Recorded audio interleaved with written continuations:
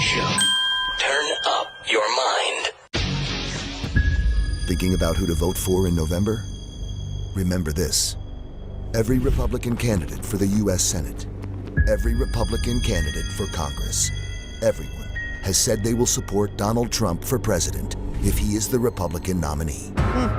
Even after all we've learned, the insurrection, the allegedly stolen national security documents, the crazy conspiracy theories, every Republican will support Donald Trump if he is the nominee. So if you vote for these Republicans, you are voting to help put Donald Trump back in power.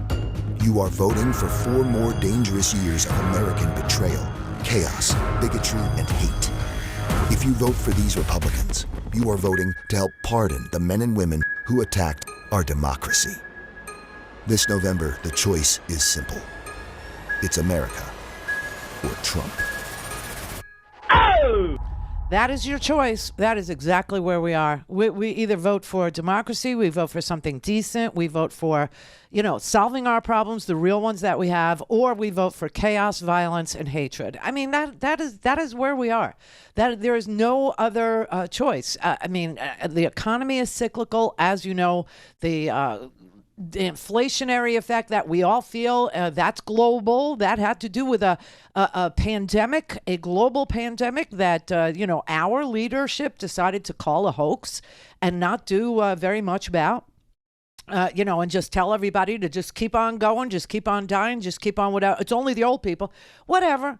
But around the world, even in China right now, there's still lockdowns. There's still, supply chain. So that isn't anything that is going to go away if you vote for this party or that party. It's just not anything. And anybody that tells you, that a vote for a Republican is a vote to end inflation, they're lying, just like they lied about, who won the last election.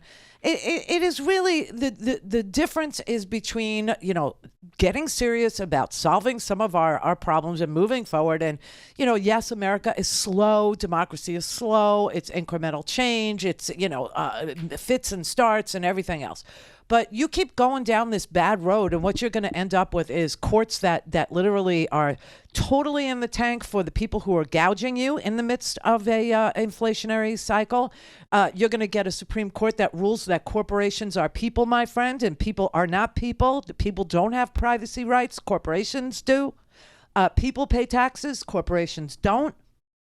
You're going to end up going down this road of oligarchy and autocracy and a stripping of basic freedoms and liberty and security, all in service to a guy, a man, a thing, just one person. I mean, that is really where we are. And like I said, the law is slow. It's slow. So we all know that Donald Trump is a criminal. We all know he's a crook. We all know he's a fraud. Even the people who like him because they think he's a criminal. They like him because they think they're voting for John Gotti. Okay? That's why they like him. They want the mafia to run the United States. That is kind of where they're at, those that think about why they'd be for him. Other people don't even think about why they're for him. They just they get excited. They think that the chaos is excitement in their mundane, boring little lives, and they feel a sense of belonging like gang members do. So, that's not the way that you want to self-govern, but there is that in this country. But here you have the president dead to rights on various issues. Okay, so. What was the point of Liz Cheney subpoenaing Donald Trump to come in and talk to the committee and, produce the documents that are included in the subpoena? It's so that, in about a year, maybe 2, Donald Trump could be held in contempt of Congress, right? Because he's not president anymore. And he can't invoke executive privilege, and he can't say he's too busy to testify. And the OLC has no opinion about indicting former presidents, only current presidents. Okay.